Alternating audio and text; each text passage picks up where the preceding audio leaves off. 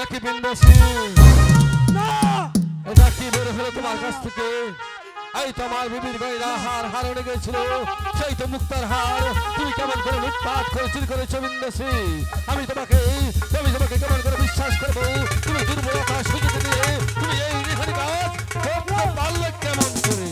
আপনি বিশ্বাস করেন ভাই, আমি কোনো চুরি করিনি। তুমি চুরি করনি? ওই কে কোথায় আছিস? আমার একখানা চা মুখ নিয়ে আয়। বিন্দাসী না না না, আপনি বিশ্বাস করেন ভাই।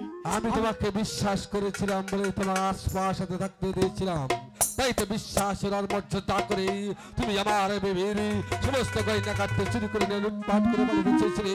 তাই তো বড় বড় মানুষ স্থির করেছি তুমি নিহারি কাজ কেমন করে করতে পারলে। আমি তোমাকে পুরস্কার দিতে পারি বিন্দাসী, আমি তোমাকে উপযুক্ত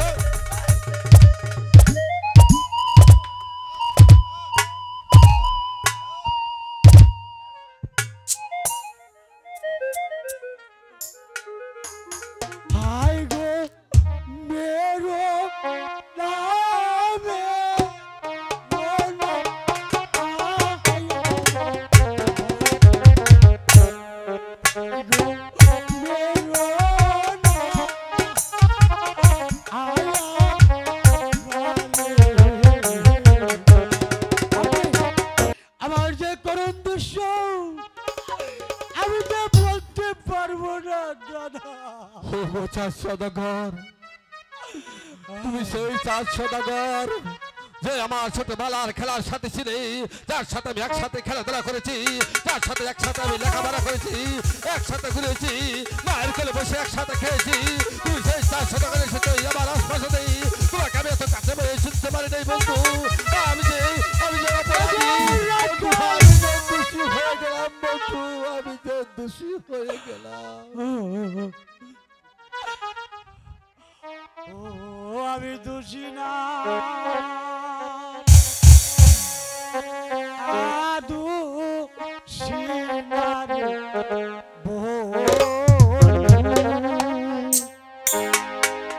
ওরে আমি দোষী না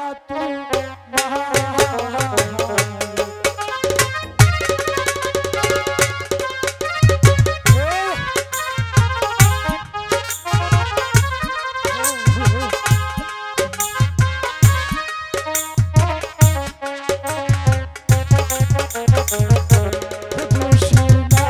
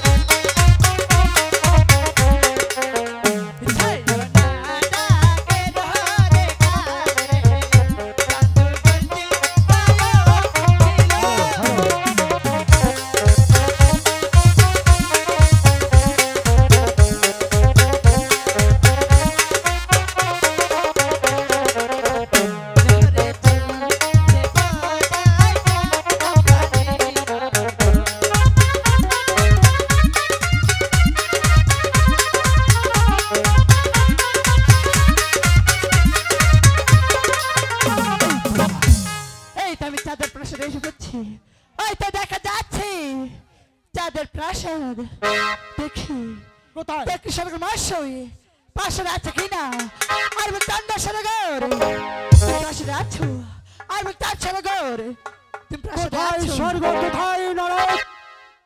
স্বর্গ হতে আশীর্বাদ করবেন পিতা। আমি যেন আপনার রাজ্য পরিচালনা করতে পারি। আমাকে আমার নাম শুনলেই বাইরে ঘাটে এক ঘাটে জল খায় আর কে রাজ্যে চাঁদ চাঁদ বলে। কোথায় বাড়ি, কোথায় ঘর, কোথায় তোমার পরিচয়, কে নাম তোমার পরিচয়? হ্যাঁ গো সরকার মহাশয় তুমি আমাকে চিনতে পারিনি। না না, আমি তোমাকে চিনতে পারি। বলো। আমি হলাম শিবের কন্যা বিশ্বহারী আর সোনাগে দেবী নাম আমার পদ্মা দেবী। তাহলে তুমি শিবের কন্যা পদ্মা দেবী। হ্যাঁ গো সরকার মহাশয় শিব আমার পরম বন্ধু, সেই তাহার কন্যা তুমি পদ্মা দেবী। বলো বলো, তুমি কি চাও? অগ্রসর মাসে এই নগর হেতু মধ্যে খ্রিস্টান তত তার পাচ্ছে সব আমাকে দেবীর করে এবং কি পুষ্পাঞ্জলি দেয়। তুমি নাকি বিশ্বের বড় সরগর নাম তোমার চান্দ সরগর, তাই তো তোমার কাছে এসেছি একখানা পুষ্পাঞ্জলির জন্য। এখন পূজা? হ্যাঁ গো, তা- আমি শিব দুর্গাকে পূজা দেব, এটা আমার সৌভাগ্যের কথা। বলো বলো বলো, তুমি কি চাও আর কি নিলে তুমি খুশি হও? হ্যাঁ গো সরকার মাসে আমার পিতা শিব ঠাকুরকে যেমনি ভাই পুষ্প দিয়েছেন ঠিক তেমনি ভাবে আমাকে একখানা পুষ্পাঞ্জলি দিবেন। ঠিক আছে, তুমি আসো, আমি তোমার পুষ্পাঞ্জলি সেজাই দেব। আসো।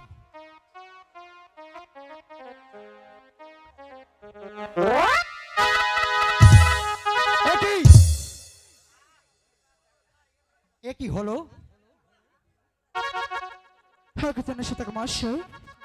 আমি কোনো শব্দ শুনতে পাইনি, এটা মনে হয় আপনার মনে ভুল ধারণা।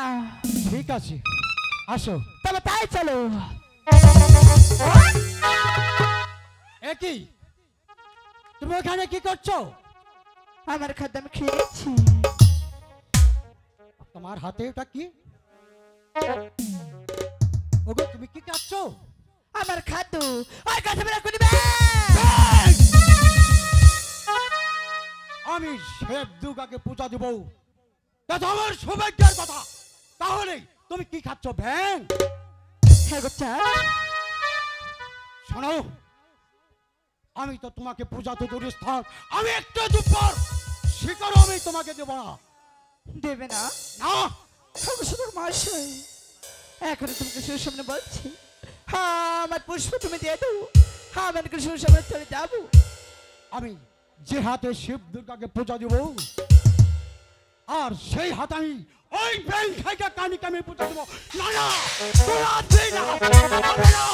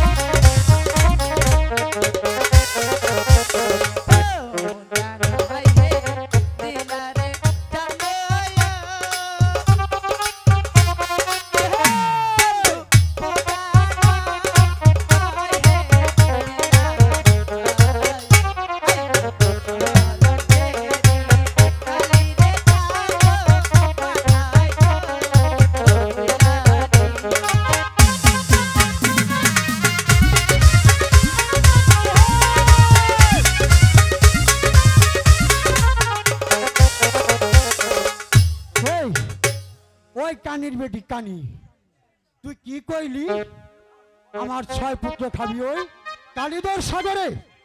এই তোমার মতো ছোট্ট একটা মহিলা, শোনো আমার হাতে এটা কি দেখছো?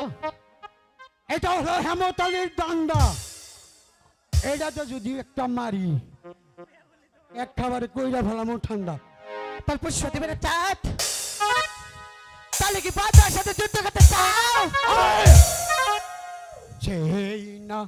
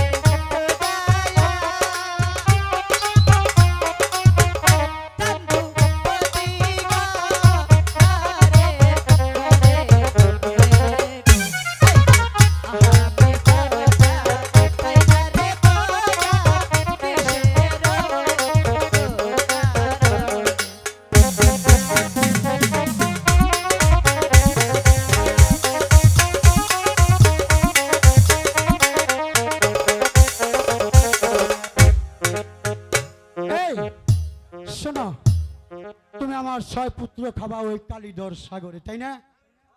আর লক্ষিন্দরকে দংশন করবা তুমি কোথায়? লোহার বাসর ঘরে। তা যদি তুমি না পারো, চুলের মুঠি ধরে 3 থাকনা দিয়ে আমি কইরা নেবো কিন্তু বিয়ে। এই চাঁদ! এই পদ্মা দেবী! সেই সাহস তোর হয়নি। ওই আমি ইচ্ছে করি আমি তাকে ধ্বংস করতে পারি, আর কিন্তু তুমিও জেনে রেখো, আমি তা করবো না। চাঁদ আমি যদি সদাগর। সত্যি শিবের কোনা হয়ে থাকি, আমি 10 নাগের দেবতা হয়ে থাকি, আরে চন্দ্র সদাগর পার্থিবের বংশ আমি নির্বংশ করে ছাড়বো। মিছে মিছে আমার নাম পদ্মা দেবী, দেবী, পদ্মা দেবী, দেবী, দেবী, পদ্মা দেবী, আমার পদ্মা। নাম কিন্তু চাঁদ সদাগর। ভাঙ্গে যাব কিন্তু হেলতে রাজি নাই। আমি আমি তোমাকে পূজা তো দূরে থাক, একটি ফুলের দানাও তোমাকে দেব না।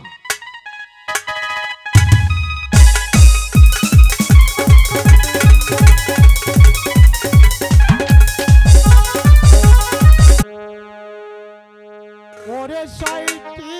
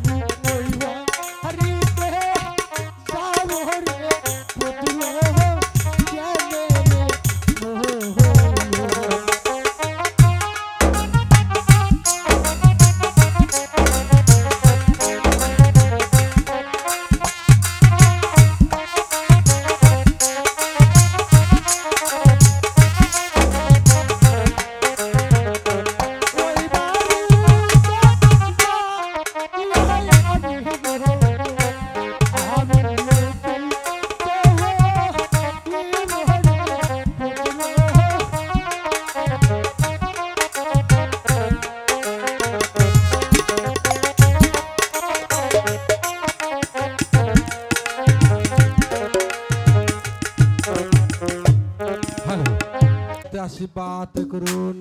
আমি জানি এবারে ঠিক মতে আমি রাখাল রাজ্যে রাখাল রাজা, আমার রাজ্যটা আমি পরিচালনা করতে, আমার প্রজারা হাসলেই আমি হাসি, আমার প্রজারা কাঁদলেই আমি কাঁদি, প্রজাদের সুখেই আমি সুখী, প্রজাদের দুঃখেই আমি দুঃখী।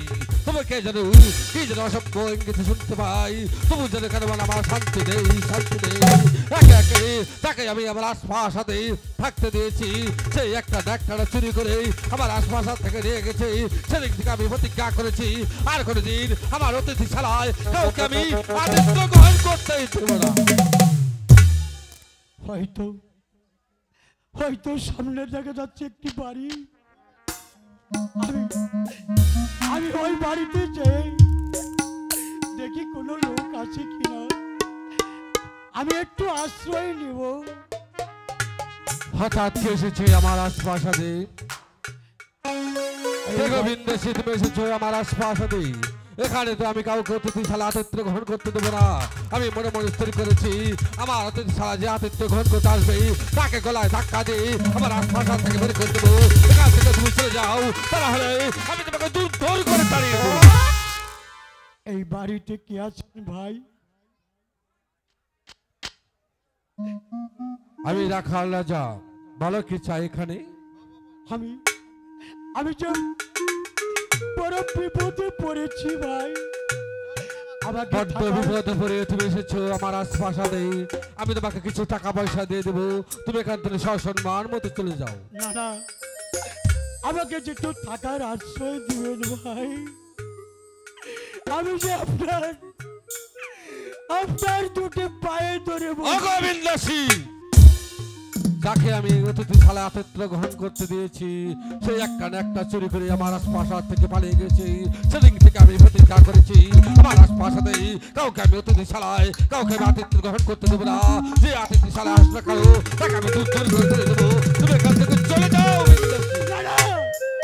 আমি চলে যাও না,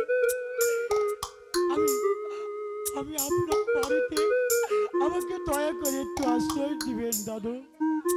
আমি রাত দুটো থেকে আমি সকাল বেলায় চলে যাব। ও গোবিন্দ সিং, তুমি যখন এত করে বলেছো আমার অতিথিশালায় তুমি আতিথ্য গ্রহণ করতে চাও, আমি তোমাকে থাকতে দিতে পারি, কিন্তু আমার যে দুটি শর্ত আছে, আমার দুটি শর্ত যদি তুমি তামিল করতে পারো তাহলে তোমাকে আমি অতিথিশালায় আতিথ্য গ্রহণ করতে দেবো, তাহলে তোমাকে দূর দূর করে তাড়িয়ে দেবো। ঠিক আছে, আপনার দুটি আদেশ আমি পালন করব। আপনি বলুন আপনার কি শর্ত? ও গোবিন্দ সিং, আমি তোমাকে আমার অতিথিশালায় আতিথ্য গ্রহণ করতে দিতে পারি। প্রথম শর্ত হলো আমি সকাল ভোর হলেই তুমি আমার সাথে জিজ্ঞাসা না করে এক পাও কোথাও যেতে পারবে না। ঠিক আছে, আমি তাই করব। 2 নম্বর শর্ত, গোবিন্দ সিং, তুমি যখন আমার অতিথিশালা থেকে তুমি যখন চলে যাবে আমি তোমাকে শ্বাস করে দেখবো তুমি কোনো কিছু আমার আশপাশ থেকে লুটপাট করে নিয়ে যাও, তুমি যাও না। ঠিক আছে, তাও আমি মেনে নিলাম। ঠিক আছে বিন্দুসী, তুমি যখন এত করে বলেছো ওখানে আমার অতিথিশালা পড়ে রয়েছে, তুমি ওখানে ঘুমিয়ে যাও, আমি কিছু খানা দানার ব্যবস্থা করে দেবো। ঠিক আছে, ঠিক আছে, যাও।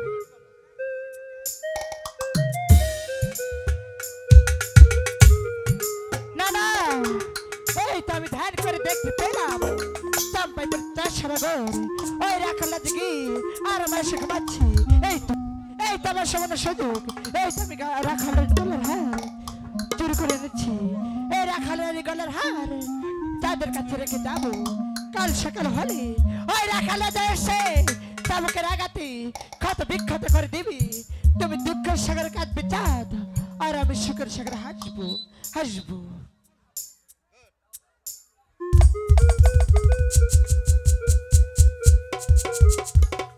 তুমি ঘুমাও চাঁদ, কাল সকালে ওই রাখাল এসে তোমাকে চাবুকে রাগাতে কত বিখ্যাত করে দিবি। আমি সুখের সাগরে হাসবো আর তুমি দুঃখের সাগরে কাঁদবে কাঁদবে। তবে আমার নাম পদ্মা দেবী, পদ্মা দেবী। কে কোথায় আছো? তোমার বাসাতে চোর ডেকেছে।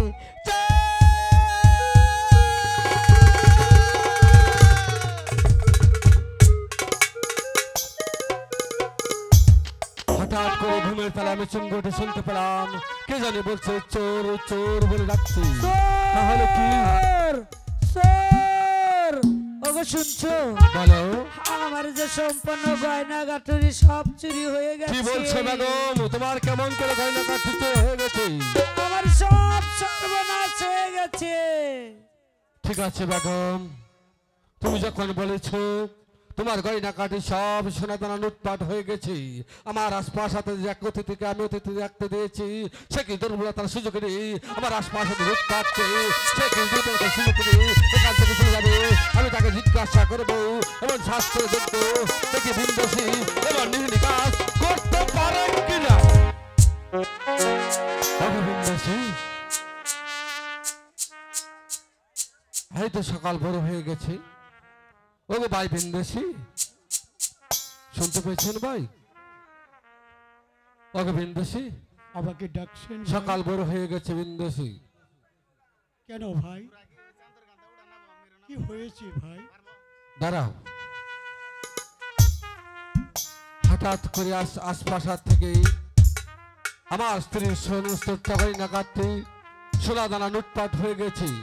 কে চুরি করেছে আর কেড়েছে সেটা আমি বুঝতে পারি নাই, তাই তো আমি মনে মনে স্থির করেছি আমি তোমাকে আশপাশ হাতে থাকতে দিয়েছি, আমি তোমাকে তল্লাশি করে দেখতে চাই তুমি এমন নির্ঘৃণ কাজ করতে পারো কিনা। ঠিক আছে ভাই, আপনি আমাকে তল্লাশি করে দেখেন। আমার কাছে যদি আপনার কোনো স্বর্ণের কোনো গহনা বাইরে হয়, আপনি ঠিক আছে, যে বিচার বুঝছি। করবেন সে বিচার আমি মাথা পেতে নেব। ও গোবিন্দসী, তুমি আমার কাছে কথা দিয়েছে, আমি সেই কথা অনুযায়ী আমি তোমাকে তল্লাশি করে দেখবো, তুমি কিছু মনে করো না বিন্দেশী। ঠিক আছে।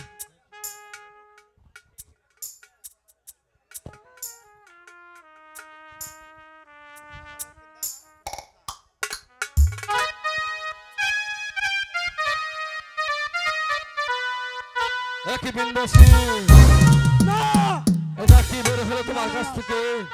এই তো আমার বিবির গয়না হার হারণে গেছিল, সেই তো মুক্তার হার তুমি কেমন করে লুটপাট করে চুরি করেছো বিন্দেশী। আমি তোমাকে কেমন করে বিশ্বাস করবো? তুমি দুর্বলতা সুযোগ দিয়ে তুমি এই নির্ঘৃণ কাজ করতে পারলে কেমন করে? আপনি বিশ্বাস করেন ভাই, আমি কোনো চুরি করিনি। তুমি চুরি করনি? ওই কে কোথায় আছিস? আমার একখানা চা বুক নিয়ে আয়। গোবিন্দসী, না না না, আপনি বিশ্বাস করেন ভাই। আমি তোমাকে বিশ্বাস করেছিলাম বলে তোমার আশপাশ সাথে থাকতে দিয়েছিলাম, তাই তো বিশ্বাসের মর্যাদা করে তুমি আমার বেবির সমস্ত গয়না কাটতে চুরি করে নিয়ে লুটপাট করে পালিয়ে চেয়েছিলে। তাই তো মনে মনে আমি স্থির করেছি তুমি নিহারি কাজ কেমন করে করতে পারলে আমি তোমাকে পুরস্কার দিতে পারি বিন্দেশী, আমি তোমাকে উপযুক্ত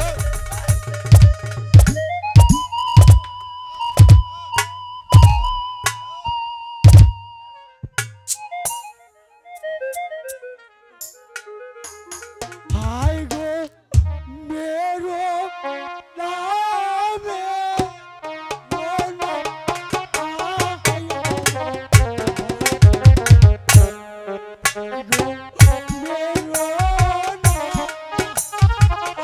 আয়া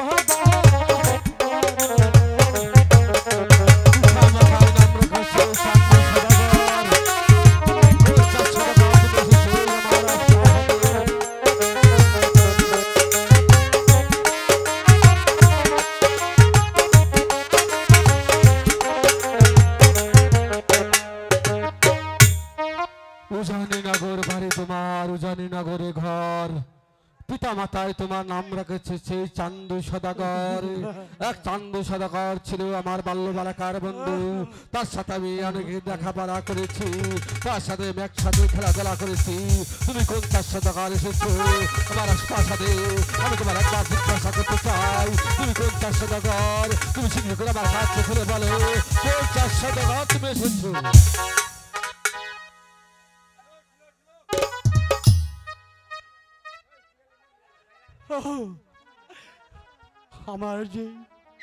আমার যে করুণ দৃশ্য আমি তো বলতে পারবো না দাদা। ও চার সদাগর, তুমি সেই চার সদাগর যে আমার ছোটবেলার খেলার সাথে ছিলে, যার সাথে আমি একসাথে খেলাধুলা করেছি, যার সাথে একসাথে আমি লেখাপড়া করেছি, একসাথে ঘুরেছি, মায়ের কোলে বসে একসাথে খেয়েছি। তুমি সেই চার সদাগর এসেছো আমার আশপাশেই। তোমাকে আমি এত কাছে বসে শুনতে পারি নাই বন্ধু। আমি যে অপরাধী, আমি যে দোষী হয়ে গেলাম বন্ধু, আমি যে দোষী হয়ে গেলাম। ও আমি দোষী না, দোষী না রে